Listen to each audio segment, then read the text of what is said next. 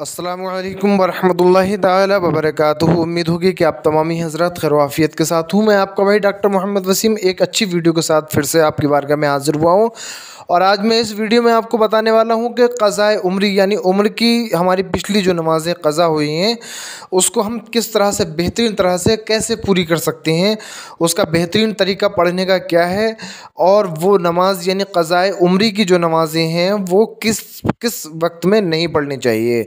तो हज़रात, अगर आपने अभी तक हमारे चैनल अंजुमन अरबाब सुखन सब्सक्राइब नहीं किया है तो आप हमारे चैनल अंजुमन अरबाब सुखन को सब्सक्राइब कर लें और वीडियो को सवाब जारिया की नीयत से शेयर कर दें, क्योंकि जिस जिस हज़रात के पास ये जानकारी पहुँचेगी और उसने अगर थोड़ा सा भी फ़ायदा हासिल कर लिया, अगर इस पर अमल कर लिया, तो इसका सवाब इंशाअल्लाह अज़्ज़ व जल आपको ज़रूर मिलने वाला है।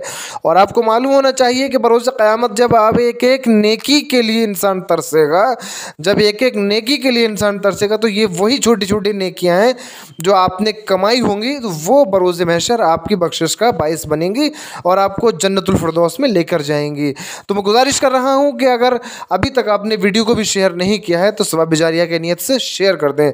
हज़रात, जैसा कि कहा गया है, मालूम किया गया है कि क्या क़ज़ाए उम्री को किस किस वक्त में नहीं पढ़ने चाहिए और किस किस वक्त बेहतर रहेगा, इसका बेहतरीन तरीका अदा करने का क्या है, क्योंकि हमें मालूम ही नहीं कि हमने कितनी नमाज़ें क़ज़ा कर दी हैं और कितने वक्त में हमें वो पूरी करनी है। हमें घर के काम भी करने हैं, पैसा भी कमाना है, बिजनेस भी करने हैं। तो एक ऐसा तरीका बता दीजिएगा जिसमें हम अपनी क़ज़ाए उम्री को भी मुकम्मल कर लें और जो है हमारा वक्त में जो काम हो रहा है वो भी होता रहे। तो इसका बेहतरीन तरीका मैं आपको बताने जा रहा हूँ। देखिए, आप अगर फ़जर की नमाज़ पढ़ रहे हैं, आप अगर फजर की नमाज़ पढ़ रहे हैं तो कम से कम 2 दिन की या 1 दिन की, अगर 2 दिन नहीं हो सकता है तो कम से कम 1 दिन की क़ज़ाए उम्री उस फजर में फ़जर की अदा कर लें। यानी आज जैसे आपने फ़जर की नमाज़ पढ़नी है तो आप सारी नमाज यानी 2 सुन्नतें 2 फ़र्ज़ पढ़ने के बाद आप तुरंत 2 फ़र्ज़ नमाज की नियत कर लें। नियत की मैंने 2 रकत नमाज की, नमाज़ पढ़ता हूँ वास्ते अल्लाह ताला के। 2 रकत नमाज फ़र्ज वक्त फ़जर क़ज़ाए उम्री कह के आप जो है इसकी नियत कर लें और फ़र्ज की नियत करने के बाद आप 2 रकत अदा कर लें। अदा करने के बाद आप जोहर की नमाज़ पढ़ेंगे तो जोहर में भी इसी तरह से 4 फ़र्ज़ की नियत कर लें। असर में अदा करें तो असर की, मगरिब में अदा करें तो मगरिब की, और इशा में अदा करें तो इशा की। इसी तरह से कम अज़ कम 1 दिन की नमाज को जो है वो आप क़ज़ाए उम्री में पढ़ लें और हो सके तो 2 दिन की पढ़ लें। लेकिन अब लगातार मुसलसल पढ़ेंगे, सुबह से शाम तक पढ़ते रहेंगे तो आपका काम भी नहीं हो, मतलब जो है नहीं हो पाएगा और आप कुछ पैसा नहीं कमा पाएंगे, आपके घर के खर्चे वगैरह पूरे नहीं हो पाएंगे। या अल्लाह तबारक व तआला ने आपको इतना माल दिया हुआ है कि आप अगर ना कमाएं तो आपका काम हो सकता है, आपके घर वाले, आपके बच्चे, अहलो अयाल जो भी हैं वो अपना खाने पीने का सारा सामान, ऐश जो भी काम है वो सब सुकून के साथ कर सकते हैं। तो आप सुबह से शाम तक क़ज़ाए उम्री पढ़ सकते हैं। लेकिन 3 वक्त एक ऐसे हैं जिसमें आप कोई भी नमाज नहीं पढ़ सकते। खुसूसी तौर पर 2 हैं। तीसरे वक्त में नमाज पढ़ सकते हैं लेकिन उसमें कराहियत है, गुनहगार साबित हो सकते हैं, इसलिए बेहतर है कि उस वक्त में भी आप नमाज ना पढ़ें।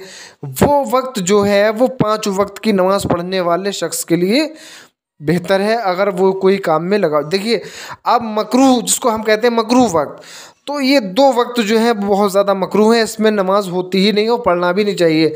नंबर 1, जब सूरज निकलता हो तो सूरज के निकलने के 20 मिनट तक जो ये ज़वाल का वक्त है, ये ज़वाल के वक्त को मकरूह वक्त कहते हैं। तो ये वक्त जो है इसमें नमाज नहीं पढ़नी चाहिए।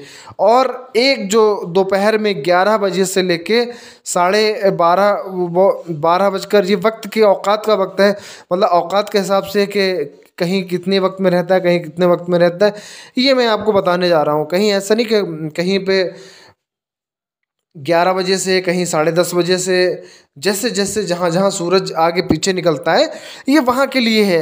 तो मैं आपको बता देना चाहता हूँ कि दोपहर में जो ज़वाल का वक्त होता है और एक सुबह में जो ज़वाल का वक्त होता है, इसमें नमाज बिल्कुल नहीं पढ़ना चाहिए। चाहे वो क़ज़ाए उम्री हो, चाहे उसी दिन की नमाज हो, चाहे किसी वक्त की नमाज हो, किसी भी वक्त की नमाज उसमें नहीं पढ़ना चाहिए। समझ रहे हैं मेरी बात को। और रही तीसरे मकरूह वक्त की बात, तो वो जो होता है मगरिब की नमाज से लगभग 20 मिनट पहले शुरू होता है।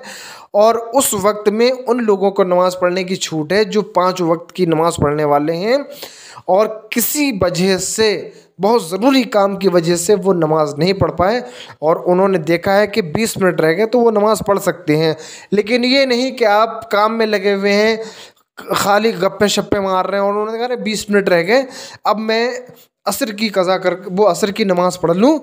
तो ये अगर ऐसा आप करेंगे तो गुनहगार साबित हो जाएंगे, आपके ऊपर सख्त गुनाह होगा। हदीस मुस्तफ़ा सल्लल्लाहु ताला अलैहि वसल्लम में कि जो वह इंसान कसदन असर की नमाज को लेट करके मकरूह वक्त में पढ़े, वो गुनहगार होगा।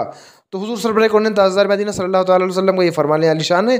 तो आपको चाहिए कि असर की नमाज वक्त पर पढ़ें और मकरूह वक्त से उसको बचाएं। अल्लाह ताला हमें और आपको नेक अमल, नेक काम करने की तौफीक अता फरमाए। और इंशाअल्लाह मिलते हैं एक अगले वीडियो में अच्छे टॉपिक के साथ। तब तक के लिए अल्लाह हाफिज़।